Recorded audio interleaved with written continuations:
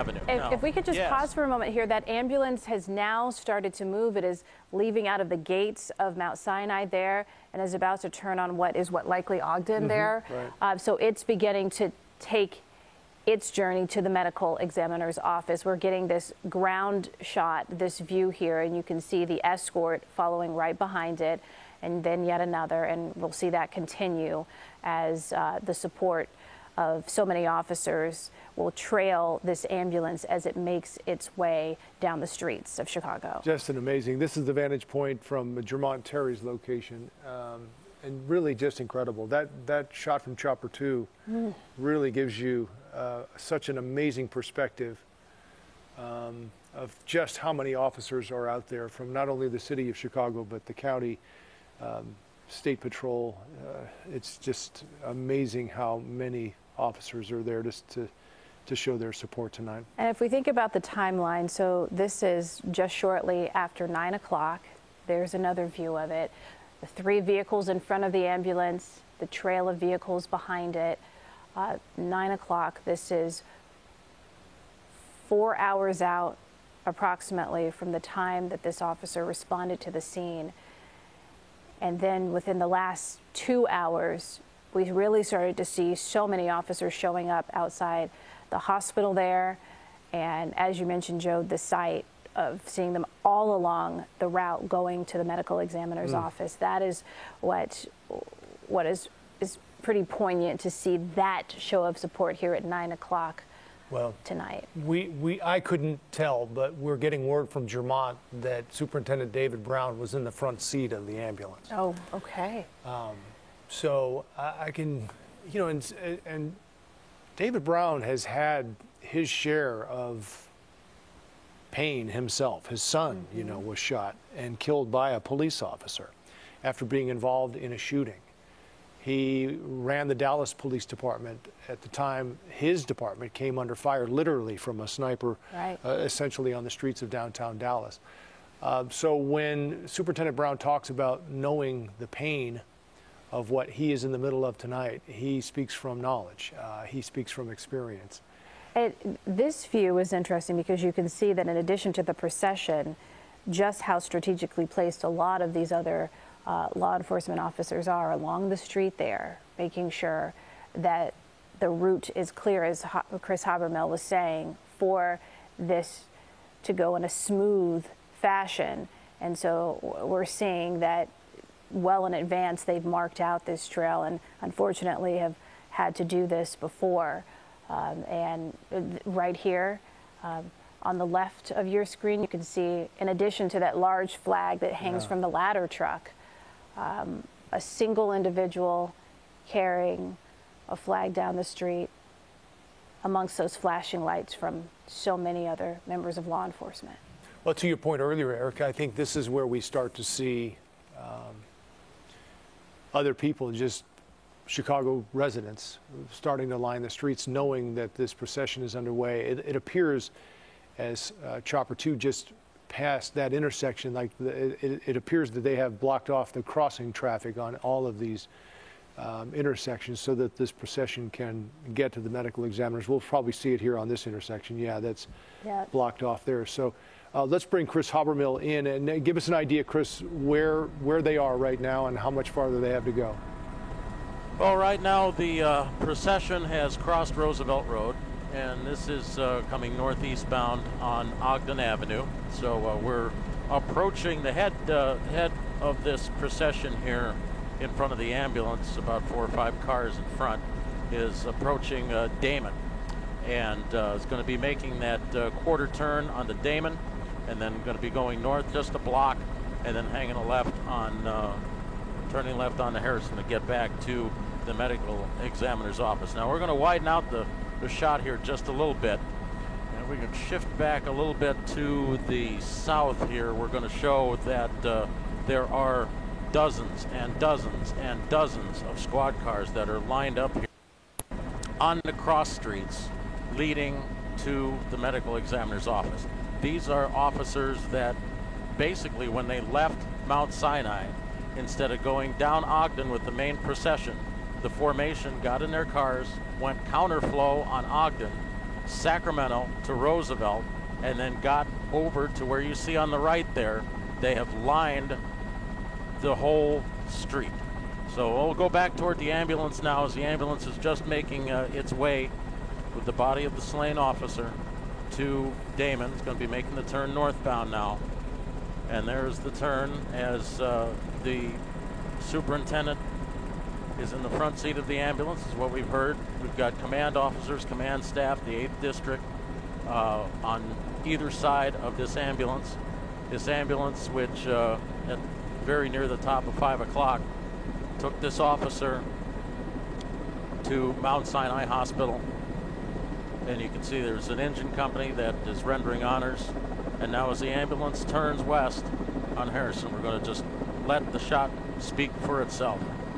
The Chicago Police helicopter is overhead. Occasionally you may see a shine of a light down there, but you can see leading all the way over to the medical examiner's office, that ambulance with the reflective coating in the back, bright white against all of the blue. And it is bumper to bumper, shoulder to shoulder, officers outside their squads, officers formed up at the medical examiner's receiving point, ready to render honors. Anytime the ambulance would pass by, whether a fire company or police officer out in the street, they would come to attention. Their hand would raise in a hand salute as a hero is passing by. We lost a good man, and he is being taken now to the medical examiner's office as a matter of course. This is part of the protocol. And as you can see, we've been talking about the 2 raised ladder trucks with the colors of our great nation that many people have fought and died for, have believed in. The flag that stands for freedom, the flag that stands for our right to be who we are. And here in the city of Chicago, that officer died protecting us and protecting a family, trying to make it better for somebody. And now the ambulance will pause for just a moment as the lead cars get into position. The ambulance will be very shortly making the final turn to get into the parking lot and the receiving bay at the Cook County Medical Examiner's office, pausing under the flag of the nation as it waves in the breeze. We've got a wind out of the west right now. The upraised ladders of the Chicago Fire Department saluting a fellow public servant. Been a lot of said about police and fire department. Some good-natured joshing back and forth. There are many families where some are cops, some are firefighters, but they're all a family. And this shows in no uncertain terms that everybody is on the same page. We're all on the same team. Everybody is here to show support, show strength, show unity, and show the world and Chicago that it counts what you do. And when you make the ultimate sacrifice in the line of duty to keep your fellow man safe, there can be no greater gift to the rest of us than he who would lay down his or her life in the line of duty to preserve, protect, and defend all of us. The hands are coming up, hand salute as the ambulance makes its way to the receiving bay, solemnly, slowly, on the city's west side on a beautiful evening. The weather is still very favorable for being out here on a March day where it could have gone either way. Could have blowing snow or beautiful sunshine, and today was an amazing day. And to have a tragedy such as this befall the officers, the men and women of the city of Chicago's police department and the city as a whole, there are no words for that. How can you go from such beauty to tragedy in a moment like this? So, Chris Habermel, is giving us such great information. Unfortunately, with some of those technical issues, it's a little bit hard to hear. So we would just want to take you back down to that scene where you could see the ambulance has stopped near the medical examiner's office, and we're starting to see some of the officers direct the removal of this officer's body from that ambulance. Such a powerful scene. As we pointed out, to see the firefighters there lined up along with the police officers who were all there waiting to salute their fallen brother. Yeah, this goes beyond the police department, and there it is again, just another picture of the folks there from the Chicago Fire Department honoring their fellow first responder who is no longer with us tonight. But it was a short ride, as we mentioned, from Mount Sinai to the Cook County Medical Examiner's office, and as Chris Habermill has pointed out, that fallen officer will not be alone at any point tonight or moving forward. For sure, someone from that brotherhood and sisterhood will be with the body until we get the end of call, right? The end of watch call.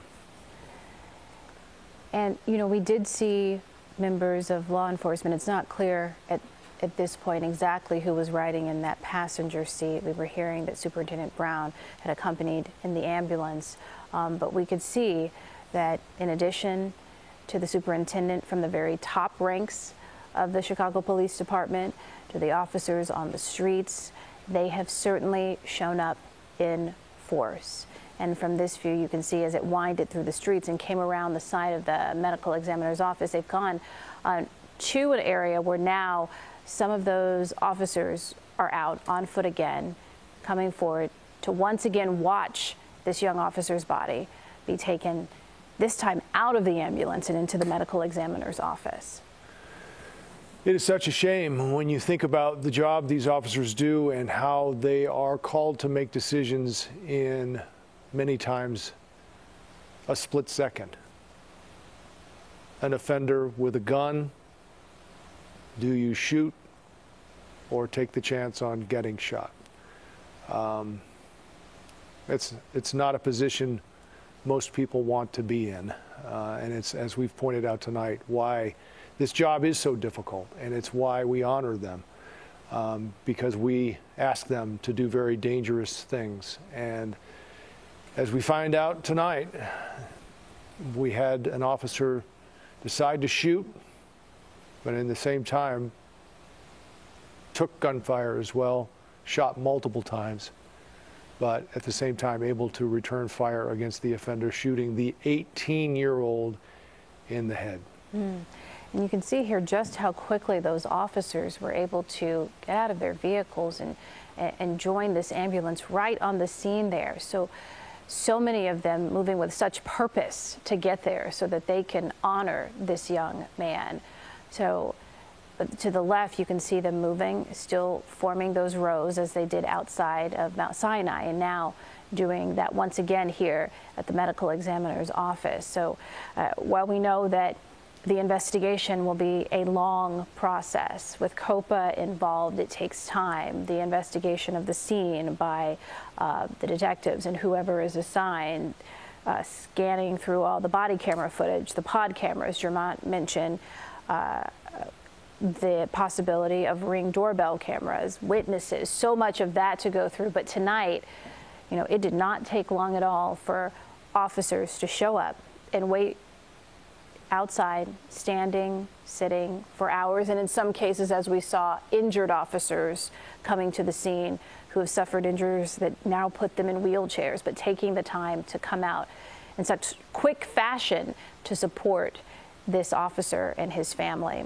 It was noted earlier that the wife of this young man, this young officer, was at the hospital, so I imagine that at some point in this transit, she may have made her way over to the medical examiner's office. We obviously want to give her and the whole family privacy at this time, but certainly this is their way of showing their support there on the scene for her and the entire family. Yeah, and it was, as you pointed out, 5 years of service on the force. But an officer who we know, as you pointed out, was married, young, and from a family of public servants. So I'm sure this hits hard, not only for his family, but beyond the entire law enforcement family. And that is just another incredibly powerful picture and show of Yes. support. Look at that. And still they come. It looks like that whole area is already full. You can imagine that it's going to spill out as to the extent that they can get as many in as possible. But as we saw, officers in their cars throughout the whole route from the hospital to the medical examiner's office, likely many still lining the streets in that area, as we see this grouping of likely hundreds coming together right outside. Look at, they're still filing. They're still filing. Yeah. Let's check back with Chris Habermill. Chris, are these some of these officers who have left their squads behind on the street along the route and are now at the ME's office? Indeed, and they're lining up. I can't tell how many deep, at least 10 deep on either side of the aisleway that will lead into the receiving portion of the medical examiner's office. The ambulance coming in a little while ago through the gates, which were raised, the security gates here at the medical examiner's facility, and has pulled into a bay, and they're preparing to get everybody. Once they're in position, they'll open the doors, render honors, and the body of the slain officer will be taken inside the medical examiner's office. Earlier on, as we were just pulling into position here, was mentioning a little something about, as these final officers kind of get into position here, about familial sacrifice and how families go through a process every morning where you wonder if your loved one is going to be coming home, whether police officer, firefighter, EMS, paramedic, because it is a dangerous job. It's a dangerous profession out on the street. So if you know somebody who's a police officer, if you know somebody, and not necessarily even in the city of Chicago, but especially in the city of Chicago at this tragic time, tell them thank you. Tell them that we think about you every day and that we really cherish the fact that you have taken the steps to get the training, to enlist your services for the good of all of us. Everybody who drives on the street, walks on the sidewalk, commutes every day, in and out, just because you live out in the suburbs, these police officers are here for you. They're here to make sure that you're as safe as can be. And when the call comes out and someone calls 911, it's because they're sending out an SOS. They can't handle the situation. They need help. And so the professionals come. And police officers are called upon when there's all manner of people having their worst day ever. And when the police officers come in, there's equal amounts of hope, sometimes that it will get better, and equal amounts of, well, there's some disdain because now the police are here, so it's at a different level. And that is a tough thing to have to do, day in and day out.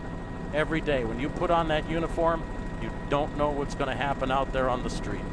Whether you're writing a ticket in a car or you're responding to a domestic violence situation, things happen.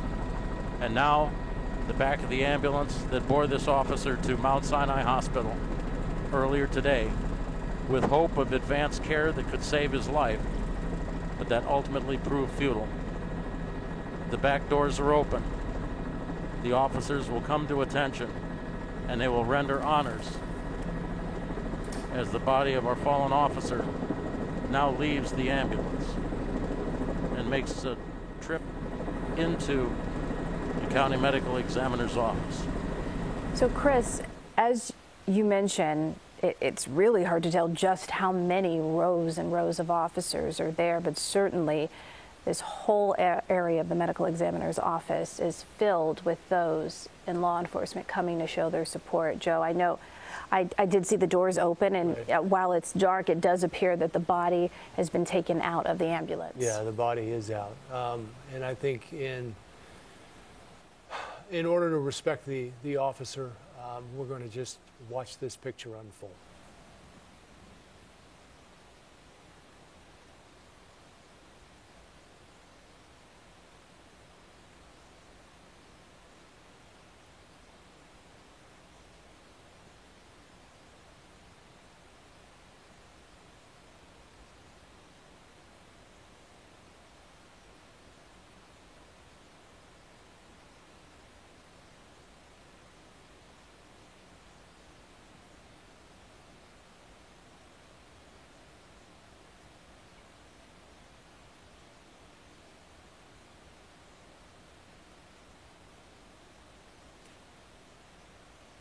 Looks like the salutes are down, Eric. Yeah. Body is inside. And still, yet the officers stand, honoring this young officer. Likely silence out there out of respect. And unfortunately, you know, we're seeing a little breakup in our shot there, but we'll try and bring you as much of this as we can.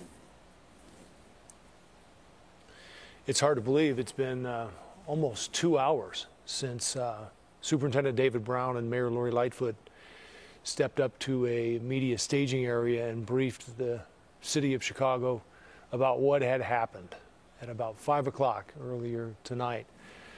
Because at that point we really didn't know, we weren't sure. There were a lot of reports on social media and beyond that the officer had died. There were early reports that the officer was a female. We do know now, after hearing from the superintendent, that that officer was a 5-year veteran of the force. And out of deference to the family, who still had relatives they needed to contact, they did not release the officer's name or age, but we do know that he was married. His wife was at Mount Sinai at some point. And I'm sure now is with her husband's body. And you know, we were mentioning earlier that just the sheer amount of people who showed up would likely fill this area and then into the streets, and we could see that as Chopper 2 was pulling back, just how many people are even outside of the gates there of the medical examiner's office, still waiting and still standing honoring this young man. Now, while we don't have, you know, a timeline as to when additional information will be released, as you mentioned, Joe, what we do know of this officer, we also know that his family members were public servants, to the extent, you know, that means law enforcement or other members of the city, city employees. We don't know yet, but we know that this was a family that was dedicated to Chicago, and that in itself is enough in this moment. Just to go back, though, to when this all unfolded, Superintendent Brown, who we understand is there on the scene at the medical examiner's office, mentioned that it was at 4:43 that this call came in of this domestic disturbance. And now here we are, about 5 hours later, in a place that, you know, no one wants to see, but unfortunately, we are. But he is near, and he's not alone. And I think that is what's important to note at this point, just by looking at the scene here. He is not alone. All right, we are going to wrap up our coverage for now. We're going to reset, and we will see you coming up on the CBS 2 News at 10 in just about 30 minutes from right now. But the headline, one of Chicago's finest has died tonight, shot and killed in Gage Park. And we will see you, as Joe said, at 10 o'clock and back here on our digital streaming network, CBS News Chicago, in addition to our television broadcast.